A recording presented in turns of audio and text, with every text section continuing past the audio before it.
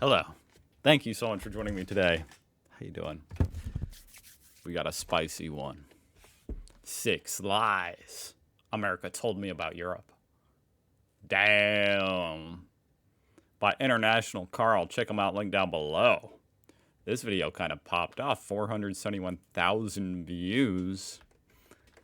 6 lies. They're lying to us, y'all. That's what I'm going to say. After I watch this video, I'm going to walk into the plaza down the street. They've been lying to us, y'all. Europe is actually pretty cool. All right. Hey everybody, welcome back. International Carl doing another video for you. If this is your first time to my channel, please right now stop and hit the like button.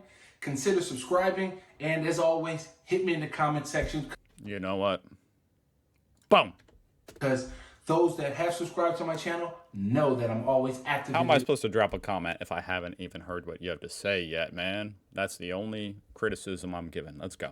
Comment section. Now, this video, we're going to talk about a couple lies that the United States pushes into us as Americans growing up. And let's talk about it right now. Let's get to it right now. Lie number 1. You have to love an editing mistake. I love it. You know what I mean? When they say the same thing twice. We've all been there, and I love it. It's fun. It makes it feel more authentic.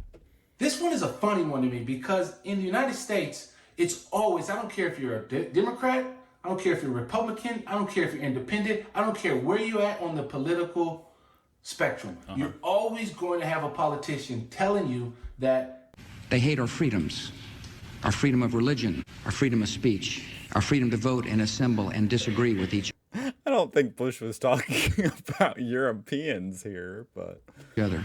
That's right. They hate us for our freedoms. Can you believe that? As if nowhere else in the world has any freedoms. Like Europe. that is kind of the implication, yeah. You know, in Europe, they act like if you come to Europe, there's just no freedoms. What freedoms do I not have here in Europe? You know, as these are West. What do you mean, man? The freedom to carry a gun wherever you may want to go. Buy a gun at the Walmart. To buy a gun at the supermarket. You know what I mean? You should be able to buy a gun. Any store you go into needs to have a gun for sale with ammo to anybody. No background check. That's freedom, y'all. Western democracies with Western values and culture that has been exported to the United States. And it's become its own thing. I'm not saying one is better than the other, but freedoms exist here. I'm still scratching my head. What freedom do you have in America that I don't have here? Let's talk about freedom of speech, for example. Okay, all right, let's get serious. In America, you have freedom of speech. In the UK, for example, you don't have freedom of speech. What you do have is freedom of expression. Slight different tweet. Okay. I mean, obviously, we all know there's a difference between freedom of speech / freedom of expression. I mean, for all intents and purposes, freedom of speech is freedom of expression over here in America. Like, certain things, whether it's what you're wearing or how you spend your money, has been considered, you know, freedom of speech because it is freedom of expression. But let's give you an example. But I'm listening.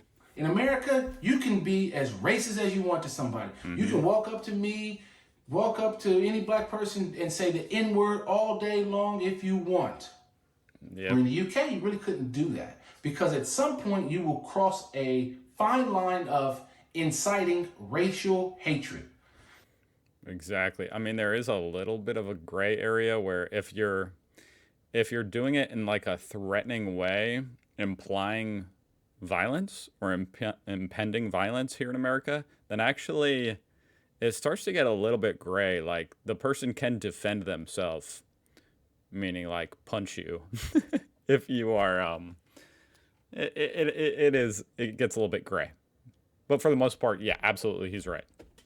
So if you define your freedoms based on your ability to call somebody an N-word or call some Asian American some type of offensive word, by all means, you can have that freedom. I don't need that freedom. See, and I mean, that's fair enough if that's his opinion, but it is, you know, that is the way of looking at it. But It's like, yeah, we have a more of a freedom on what we can say to anybody in a given situation. Whether or not you think that's good is the question. other people in America talk about it like freedom for guns. Ooh, guns, guns, guns. They want to take your guns. Well, let's see. Here in the UK, can you I'm liking this guy's kind of attitude. He's being a little bit, spicy. I like this. have guns? Yes. Can you have a rifle? Yes. Can you have a handgun? Yes. What does the Oh, Second you can have a handgun in the UK? Amendment say in the United States? It's highly regulated. So what is it here in the UK? See, I'm all for critiquing these things. But to play a little devil's advocate, when they're talking about highly regulated, it's a highly regulated militia, and that's in a totally different context. They're not talking about highly regulated gun access. Okay, guess what? It's highly regulated. There's lots of regulations around what type of gun, where you have to And it's not highly regulated. I'm sorry, it's well regulated. Which is also, that's an important distinction. It's not a highly regulated militia. It's a well regulated, meaning well organized. It doesn't mean like government regulations. That's just the facts. I'm not saying whether it's good or bad. I'm just saying the facts of you gotta live with the reality of what, things like the Constitution really mean. that gun, where you have to keep the ammunition. I'm totally open to someone saying, hey, well, the founders were wrong. That's a cool opinion to have. What do you have to do for the maintenance of that gun? Highly regulated. So you still have the freedom to have. I decided I'm going to pull it up just so it is clear what I'm talking about. So, because it is a contentious thing. This is the exact Second Amendment from Congress.gov. This is it. A well-regulated militia being necessary to the security of a free state, the right of the people to keep and bear arms shall not be infringed. Now, once again, you might say, that's stupid. But that's what it says. And it doesn't mean highly regulated, like, access to guns. A gun. So if you define your freedoms as being able to have as many guns as you want in America, okay, fine, no argument. But I think that's a lie that they sell, that nobody here has any guns. Not true. That is a separate thing. And I do think that's a bit of a lie. It's a little bit misleading. Over here in America, you might be led to believe that nobody in Europe has a gun or has any right to have a gun. And in reality, of course, as he's explaining, it's just more regulated. It's a lot more stringent on who can have a gun, which is maybe a good idea. Maybe. Number 2, social housing is a bad thing. It's something that you're supposed to segregate from the rest of the population. So, for example, in America, especially in LA where I'm from, or Southern California where I'm from, Okay. All right. social housing, Section 8. Well, that's usually in a separate side of the city, not being seen. I don't even know where it's at, because where I grew up was nothing but beautiful homes, single family homes, no social housing. Where here in the UK, just in Europe in general, it's all sprinkled around you. I see what he's saying. Okay. I mean, I don't have a big opinion on this. It's not even that I don't have a big opinion. It's that I'm just ignorant to this. Social housing. I understand social housing obviously is meant for more impoverished people. So I guess they put it where the poverty is highest. And so that has a bad effect of segregating people. It's hard to integrate and move up the social hierarchy when you're being, essentially segregated. For example, So that makes sense to me. Yeah, it makes sense that it should probably be sprinkled throughout. here in the UK, I live in a beautiful big house, beautiful executive style estate. Damn. I have a nice car, but guess what? On this estate and on several new estates, They all have social housing, and they do things that are different in the United States or that they do here in the UK that they wouldn't do or they don't do in the United States. You can be on social housing, but guess what? You can partially own that house. So that way you can be on the track. So you can buy 10% of the home, 20% of the home, 50% of the home, and try to get all the way up to 100% of the home like me or you do. That sounds awesome. I mean, once again, like I said, I'm pretty ignorant to the subject, but that sounds awesome. Of course, you want the whole goal is to help these people get ahead. Anybody who's got a bad start in life or is down on their luck, help them in some way, and making access to owning property, easier for them, a pathway to that. Obviously, that sounds awesome. So that's a different strategy that they do, so that social housing is good for everybody, because that way the kids get to interact with all people from all social and religious economic backgrounds. And you as an adult get to work and meet and mingle with people from all different backgrounds. I think the neighborhoods are better for it. They're safer for it. Less crime, because guess what? If you're in an executive style estate, well, guess what? You want to keep your home value high. You want to keep it nice and looking new. And that's going to put pressure on the social housing to also keep their house nice, keep the estate looking nice and new and fresh. So I think that's a myth, and I think that's something that should be revisited in the United States. No. Wow, that was a lot of info and opinions, all very quickly. Very interesting. I think that's pretty awesome what he said.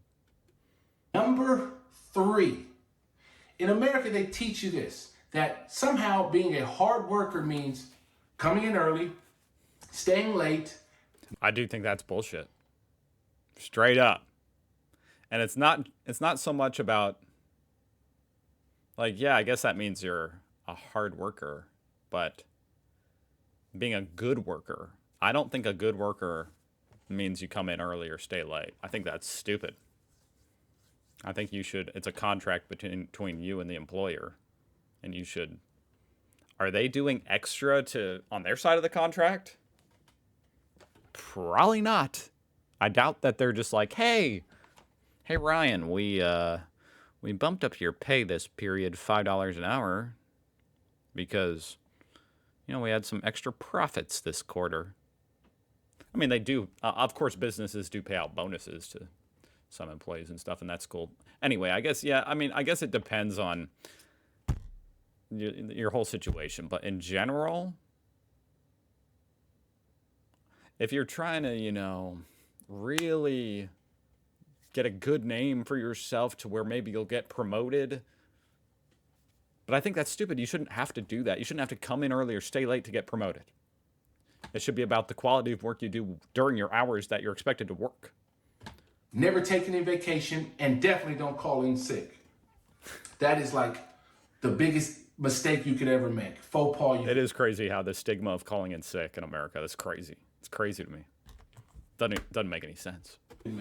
I'll give you an example. When I was working for a large airframe manufacturer in the United States, I remember a friend of mine, we wanted to take 2 weeks off and go do something. Hell no, 2 weeks? Are you crazy? Our managers looked at us like we were crazy because we wanted to have the audacity to take 2 weeks off. Right, even you might get 2 weeks of vacation. Maybe, probably not, maybe you do. But taking it all at one time? Are you crazy? Can't do that. And mind you, we didn't take any days off prior to that. We just wanted to take 2 weeks off in a year so we could go do something. They were like, no. Let alone 2 of you at once? Oh, man. Rejected. Slim that down to a week. And I'm thinking, isn't that my time off to relax, to recharge my battery so I can come back to work? No. Now, I think minds and not how they think of it. Hearts has changed a little bit in the United States back from when I started working, back in the early 2000s, or mid-2000s, I should say. But that was a faux pas. Well, here in the United Kingdom and here in Europe, for example, it's encouraged to take time off. You get 20, 25 plus days off in mostly all European countries. I think by law in the European Union, you have to have 20 days off. So it's encouraged to take time off because either you use it or you lose it. And for example, Oh, do you lose it? Because I will say over here in America, most companies, and I don't know if this is by a law or what, but if you do not use your vacation time, you will get paid those days. You know what I mean? So say you have, like for me, for instance, I never used all my vacation time. A year might go by and I used 2 days out of my 2-week vacation. They'll take the, other 8 days and pay it out, at the end of the year. Like, here you go. That's pretty cool. I think Sweden, if I can find the article, it's on the screen now. But if not, Sweden is actually doing a trial where they're reducing the work hours to 6 hours to see if it increases productivity. Because employers are seeing that the employees are more rested and more focused when they come back to work. Number 4. That's the most interesting thing. Those type of studies need to be done because that would be such valuable information to know. Because even within, a stringently capitalist environment, if reducing hours means your workers are more productive, then the companies, if that's for sure what's going to happen, then they would do that. You know what I mean? If they're logical actors, which maybe they're not, but some companies might be. And so they might say, okay, the stats prove we're going to reduce your hours now. They'd probably just reduce your pay too. They'd be like, well, you're working less, so we're going to pay you less. I don't know. 4. America sells you this, that capitalism and consumerism go hand in glove. It's like this cycle. You have to work to buy, to work again to pay for what you buy, to buy some more stuff, to then work again and go down this continuous loop. Yeah, they make sure you pay. They make sure you buy stuff before you can afford it. That way, you gotta work. You gotta work just to pay off what you already bought. Of working to live. And in Europe, one of the things that I find I think is a beauty and a benefit of working and living in Europe is that there's more of a work-life balance. As I just talked about in point number 3, is that you have time off to actually do stuff. And you don't just have this endless working to consume. Don't get me wrong. We go on vacation, so we're consuming what I would call, we are consuming experiences, but we don't live to work, we work to live. And that is a benefit of living in Europe. And obviously, I feel like anybody over the age of 14 should figure out at some point that experiences in life are worth a lot more than material crap. So, yeah. And I think like no matter how much crap you buy on Temu from China that was made by slave labor for $5, you're not going to be happy. that is great. And I think the U.S. sells a lie to its people by telling them that you have to work hard to then buy stuff and never do anything. Number That actually makes sense. Yeah, I think that's true. 5, which Because it's, that's what's most beneficial for those same corporations. They want you to buy stuff. Not so much, obviously America has a big service industry as well and a big tourism industry, but for the most part, they want you staying at work. They don't want you going on vacation. They want you to stay at work, buy a nice fancy car to then drive to work. kind of ties into the first one I said, but it really is on the Republican right side in America. They always preach, especially during the Obamacare era, 2012, was all about these death panels. They literally produced a video where they were throwing grandma off a cliff because of social medicine. Make no Oh my God. mistake about it. President Obama and the Democrats who supported Obamacare began throwing seniors off the cliff back. The evils of social medicine that you were going to have. Imagine that. That's some George Orwell type shit right there. That's for sure. That's, war is peace. You know what I mean? Universal health care is death. Have to have death panels if you got sick. I mean, how ridiculous of a lie that is. I mean, it's a bold-faced lie. I've lived here 11, 12 years. I have yet to ever see a death panel. I have known some older people. I know some younger people. I know myself. You can walk into any hospital in any country in Europe and there's not a single death panel. What do you expect them to say? Well, yeah, they hide them behind the curtain, dude. You ever peek back behind the curtain? Oh, sorry, you had a heart Find the death panel. attack last year, Mr. Carl, but since you had one last year, we're not going to treat you for this heart attack because the panel has refused your care. On a side note, you kind of already have that in America. You just have it through the insurance company. Oh, hell yeah. My God, yes. And, you know, that's become a very big issue right now here in America. For the first time in a long time, people are talking about that. Because guess what they I don't know why. Something happened. do? Decide not to cover you.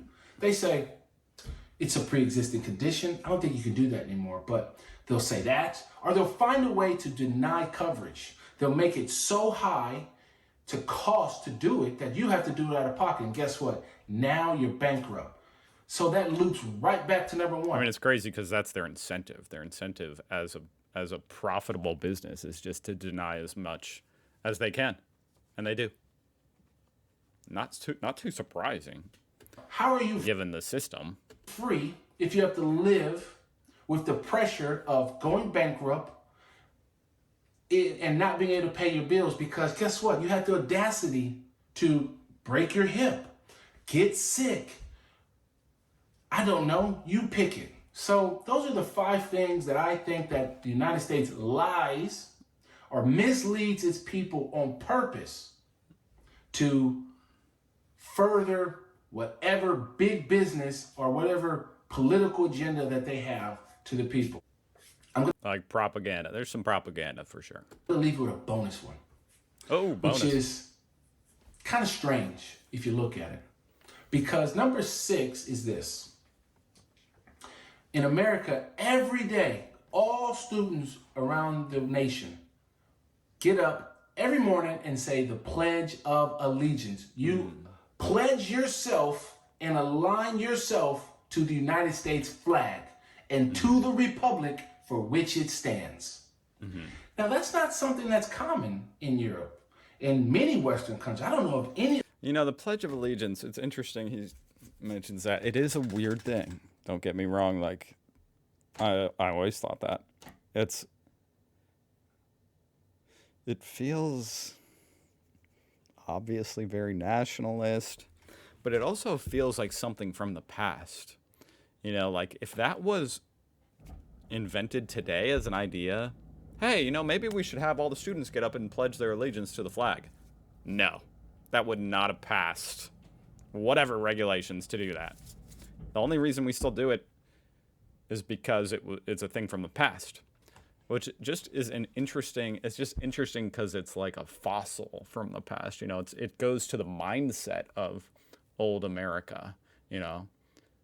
And, you know, like Trump's slogan, "Make America Great Again." You know, it's that kind of a mindset, I feel like, that you know, that slogan is meant to reference. Anyway. Any other Western country that makes its kids get up every morning. I do know of one back in 1938, 1942-ish time. Those kids used to get up and actually pledge allegiance to their flag and to their Führer. But Damn. I don't know if that's something we should necessarily be doing. Don't get me wrong, I love my country. I'm very patriotic about it. I love the 4th of July for all my country is never perfect, but I think There definitely is an interesting line between patriotism and toxic nationalism. I mean, it's kind of 2 sides of the same coin. can get better, but that's mine. Hit me in the comments, tell me what you think, and But at the same time, you know, loving your country in general, is that a bad thing? I don't know. Now, being coerced into loving your country, not good. That's an interesting subject. Check them out, link down below. International Carl. Thank you so much for watching. See you guys tomorrow.